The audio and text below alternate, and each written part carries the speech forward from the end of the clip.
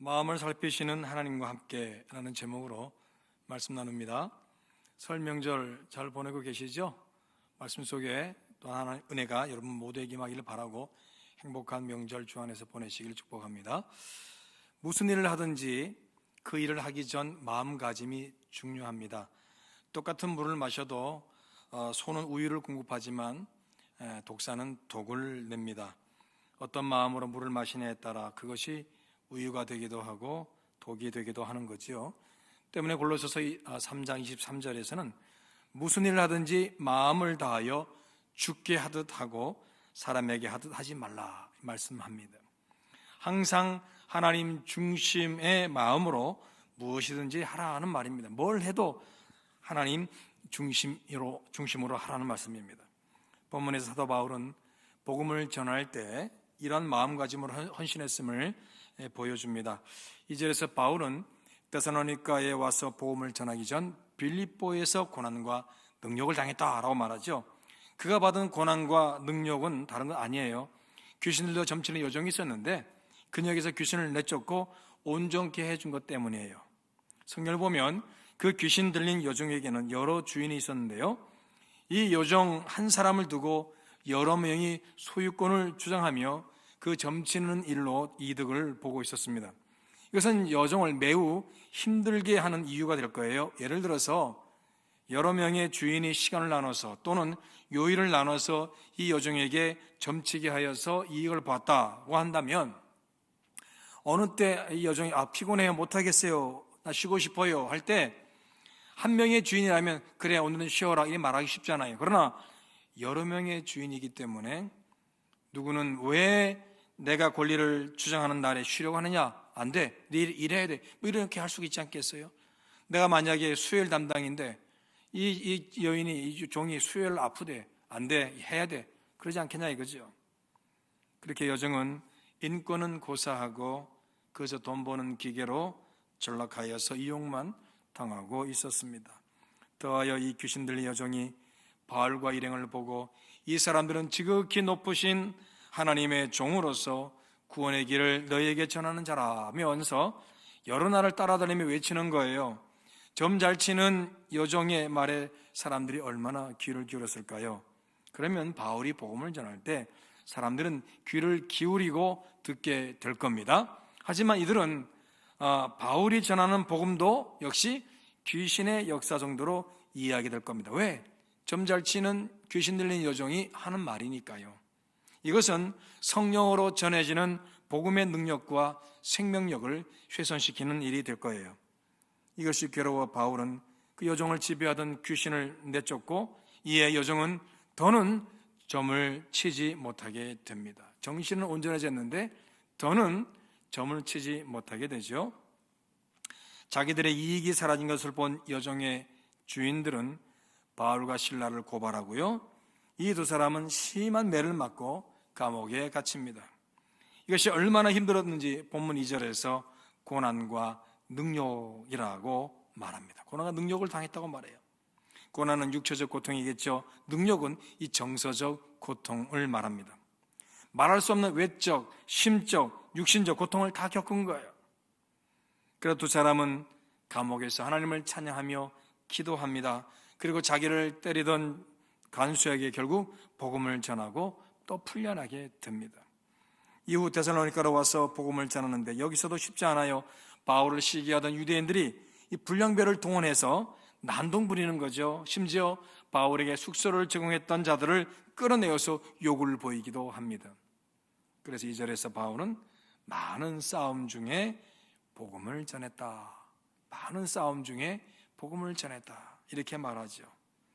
우리 같으면 복음을 전하는 자에게 하나님의 강력한 도우심의 역사가 임해야 하는데 왜 고난과 능력을 당하게 하고 또 많은 싸움을 싸울 정도로 고된 환경에서 복음을 전하게 하시는가?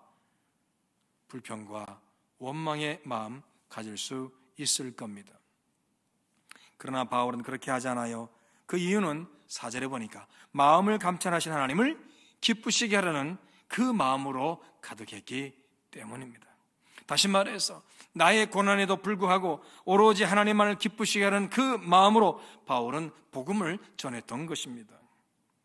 이런 바울의 마음을 하나님은 아셔서 1절에 보면 바울로 하여금 형제들아 우리가 너희 가운데 들어간 것이 헛되지 않은 줄을 너희가 친히 아나니라고 말하도록 복음의 결실을 맺게 하신 거예요. 헛수고가 되지 않도록 하나님 열매 맺게 하셨다는 거죠. 구체적인 내용이 데살로니가전서 1장 3절에 기록되어 있죠. 너희의 믿음의 역사와 사랑의 수고와 우리 주 예수 그리스도에 대한 소망의 날을 우리 하나님 아버지 앞에서 끊임없이 기억하미니. 비록 3주 정도밖에 거기서 머물지 못하고요, 복음을 전했어요. 그래도 하나님은 바울이 데살로니가 성도를 향해 이렇게 고백할 정도로 너희 믿음의 역사와 사랑의 수고와 우리 주 예수 그리스도에 대한 소망의 인내를 우리 하나님 아버지 앞에서 끊임없이 기억하미니, 이렇게 고백할 정도로 고난을 뚫고 중심을 다하여 복음을 전하는 바울에게 너무나 귀한 복음의 열매를 허락해 주셨습니다. 마음을 감찰하시는 하나님은 곧 마음을 살피시는 하나님이십니다. 우리의 마음을 헤아리시고 그 마음으로 행하는 모든 것에 하나님의 뜻대로 보상과 보응을 이루시는 우리 하나님이십니다. 명절 연휴가 시작되자 남편과 저는 돌쟁이 아들을 데리고 친정으로 향했습니다. 남편은 친정에 가기 전에 늘 과일이며 건강 음료 등을 양손 가득 선물을 준비합니다. 그날은 무슨 일인지 철물점 앞에 차를 세웠습니다. 들어가더니 잠시 후 검은 봉지를 들고 나왔습니다. 필요한 걸 샀겠거니 싶어 묻지는 않았습니다. 부모님이 차 시동 꺼지기도 전에 뛰어나와 아이부터 하며 반가워했습니다. 저녁을 먹은 뒤 남편이 검은 봉지를 들고 싱크대로 향했습니다. 수도꼭지를 붙잡고 한참 씨름하다니 이내 반짝이는 새 것으로 교체했습니다. 윤서방, 이게 뭔가? 어머님이 설거지하실 때 옷이 적길래 봤더니 수도꼭지가 너무 짧더군요. 긴 것으로 바꿨어요. 한번 써보세요. 이제 팔을 많이 뻗지 않아도 될 겁니다. 눈가가 붉어진 어머니는 결국 얼굴을 감싸고 어깨를 들썩였습니다. 그러고 남편의 등을 오르만지며 연신 고맙다고 했습니다. 앞치마 때문이 아니었습니다. 작은 책으로 팔을 싱크대에 깊숙이 뻗어 설거지하려다 보니 어쩔 수 없이 옷이 젖은 겁니다. 누구도 몰랐던 일을 남편이 알아봤습니다. 남편이 그날 들여다본 것은 싱크대가 아니라 장모님의 마음이었습니다. 참 감동적인 얘기죠. 명절에 함께 모여 귀한 시간을 나누는 자리에서 성도들의 마음은 하나님께 보여지고 있습니다. 하나님 중심의 마음으로 가족들의 마음을 살피며 섬기고 사랑하시길 바랍니다. 서로에게 감동을 나누는 귀한 행복한 명절이 되도록 우리 하나님께서 은혜 주실 것입니다. 명절의 시간 마음을 살피신 하나님과 함께하면서 하나님 주시는 위로와 평안이 여러분 심령과 가정 모두에게 넘치게 되기를 주님 이름으로 축복합니다. 여러분 마음으로 사랑하고 꼭 섬기시기를 축복합니다. 기도하겠습니다. 좋으신 하나님 아버지, 고맙고 감사합니다. 명절의 시간에 가족들이 모여 예배합니다.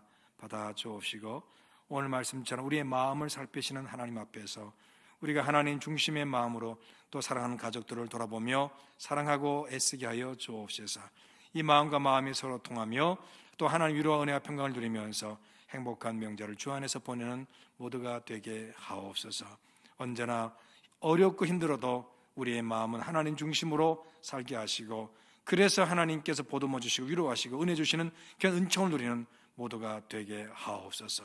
중심으로, 하나님 중심으로 충만하며 가족들과 더불어 마음을 다하는 최선의 명절을 보내는 모두가 되게 하옵소서. 예수 이름으로 축복하며 기도합니다. 아멘.